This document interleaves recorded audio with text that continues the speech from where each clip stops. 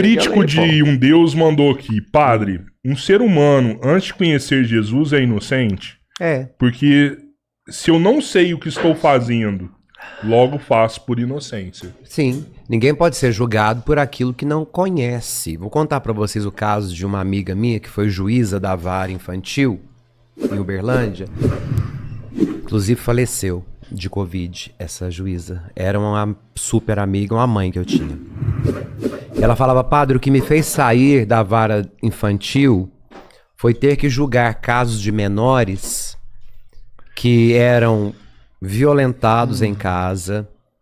O pai cometia abusos sexuais, abuso moral, abuso afetivo, a mãe viciada em crack, o pai obrigava ele e as irmãs a irem pro semáforo, pedisse, voltasse para casa sem dinheiro, apanhava. Ele via o pai violentando e abusando das irmãs. Então aquela questão do abuso, da violência, para ele era o cotidiano dele. E ele não tinha uma experiência fora daquilo. E ele começou a crescer e começou a roubar. Então ele passava os casos, roubava celular, roubava, até que foi preso e foi encaminhado para a justiça dos menores, né, para a vara da infância. E tem que mandar para casa de menores, né, quando é assim. E ela falou que, ela contando que esse dia chamou muita atenção dela, que fez ela pensar muito. Que quando ela perguntou se ele tinha consciência do que ele estava fazendo, ele respondeu que não. Aliás, ele respondeu que sim. Então ela começou a relatar tudo que ele fazia. E você perguntou, para você, você tem consciência disso? Ele dizia sim. Aí quando ela deu a pena, que ele ia ter que ficar fechado lá naquela casa de menores, ele perguntou, mas peraí, eu falei para a senhora que eu fiz tudo isso, eu fiz, por que eu estou sendo condenado? Quem fala a verdade merece castigo. Veja o que é a noção de inocência. Porque qual o padrão que essa criança tinha para repetir, vivendo num contexto familiar, social, igual ele vivia? O pai violentando a mãe, as irmãs, ele era violentado. O que era normal para ele? O pai roubava, o pai fumava crack, a mãe vivia no crack. Então ele tinha que roubar porque senão ele chegava em casa e apanhava do pai, porque não tinha levado nada. Então o que era normal para essa criança? Repetir o padrão daqueles que são nossos primeiros formadores de ideia e os nossos protetores. Por isso que a criança, quando ela é violentada na infância, ela nunca vai culpar o pai e a mãe. Porque a função de pai e mãe para uma criança é de proteção. Então quem está certo ao violentar é o pai e a mãe. Eu é que sou ruim como criança e eu mereço sofrer isso. É assim que as crianças crescem quando elas são violentadas. Seja fisicamente, seja sexualmente, seja emocionalmente. Porque a criança olha para os seus superiores como aqueles que devem protegê-la. Agora, se eu estou apanhando, é porque meus pais estão me protegendo. Eu mereço apanhar. Eu não presto. Eu sou uma pessoa ruim. E ela cresce, se torna um adolescente com essa mentalidade. Aí vem todas as crises da adolescência que nós conhecemos. Que é onde partem para as drogas, porque a droga vai te entorpecer, tirar você da realidade, fazer você esquecer que você não é, que você é uma pessoa ruim, que por isso que seu pai te agredia, te estuprava, te fazia mil coisas. Então, na cabeça da criança, quem tem que proteger é pai e mãe. E se a forma de proteção é por meio da violência, por meio da agressão, a criança vai normatizar isso para a vida dela. Então, existe uma repetição de ciclos. Então, quando a pergunta é essa pessoa inocente pode ser julgada, então a pessoa inocente não pode ser julgada, porque a gente é julgado pelo crime cometido pela consciência. E o que é julgado é o crime, não é a pessoa. Nós temos que lembrar, o delito é contra...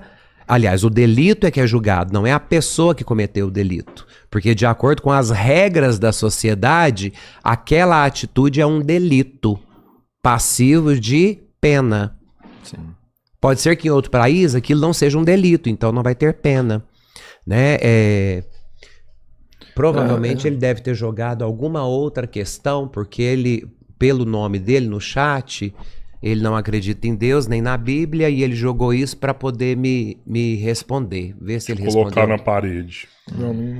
Mas eu entendo quando o inocente não pode ser julgado, acho principalmente que até uma lei, né, Robertinho? Você que é um advogado, sim, existe isso aí, né? Tem a ninguém lei. pode ser julgado por um crime que não conhece a lei, não tem? Não, ninguém pode alegar desconhecimento da lei. Ah, eu não sabia que isso era crime, mas se tiver tipificado, você vai responder do mesmo jeito. Você eu não sabia que isso era crime. Não, mas espera aqui, mas não aqui tem uma na parada dessa, Constituição... se você desconhece a lei, você não pode ser... Não tem isso não. Mas aí, se você cometeu o delito, não tem como você fugir, porque o delito é contra a sociedade. Você não pode alegar desconhecimento. E a função do juiz, aí entra o mérito de julgar. Por isso que os juízes são chamados de meritíssimos. Porque somente eles foram constituídos para sentir o que a pessoa cometeu de delito. Por isso que quando eles proclamam a pena, eles proclamam uma sentença. Porque ele, pelo mérito de sentir, proclama o que essa pessoa fez. Não, de fato ele não tinha, mas... De acordo com a Constituição, nós precisamos imputar uma pena, que seja cesta básica, que seja lavar banheiro, fazer obras sociais, esse tipo de coisa. Isso é a sentença, o que o juiz sentiu, porque ele possui o mérito para julgar. Então, diante da situação, o juiz sente. Por isso ele proclama uma sentença. E por isso ele é o único constituído em dignidade para ser meritíssimo. Porque é só ele que possui o mérito de sentir o que está no outro. Mas aí a gente falando agora da religião, se o inocente pode ser julgado ou não, não dá, porque a hora que você me explicou, eu vi, sabe, muito limpamente que, cara, pra criança que fez um crime na situação que ela estava vivendo, não é imoral, nem imoral nem não moral passa porque... pela dimensão dela, nem o que é moral. Não tem, é moral, sabe, ver o pai estuprar a mãe, bater na mãe, estuprar as não... irmãs. Ele era violentado pelo pai. Não tem nada de errado pra ele. Não, pra ele o normal é isso. Pra ele o conceito de família, inclusive, é esse. Quando crescer, se não for penalizado agora, quando crescer, o conceito de família que ele tem é esse. Porque o Estado não vai te ajudar a entender isso de forma diferente. Geralmente o Estado vai te marginalizar, te jogar para a margem.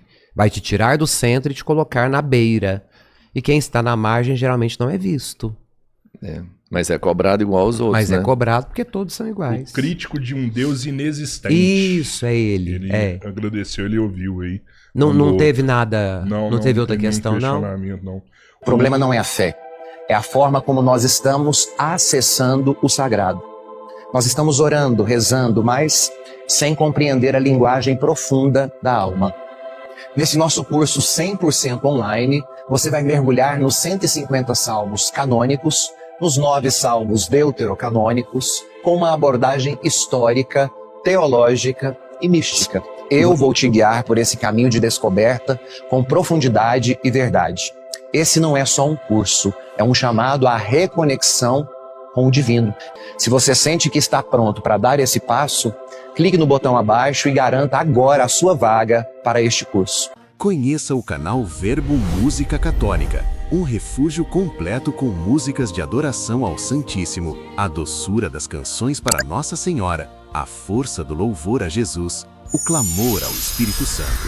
Música que não apenas toca o seu coração, mas eleva sua alma e transforma sua casa em um santuário. Encontre a música perfeita para cada momento do seu dia.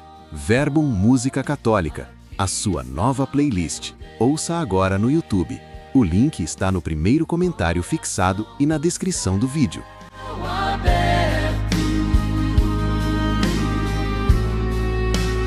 Eu te adoro, Jesus, tão próximo, tão perto.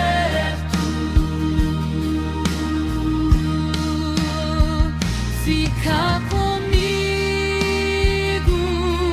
Senhor, no silêncio eu te encontro. O que são os salmos? A palavra salmo vem do grego, psalmos, que indica um cântico acompanhado de instrumentos de corda.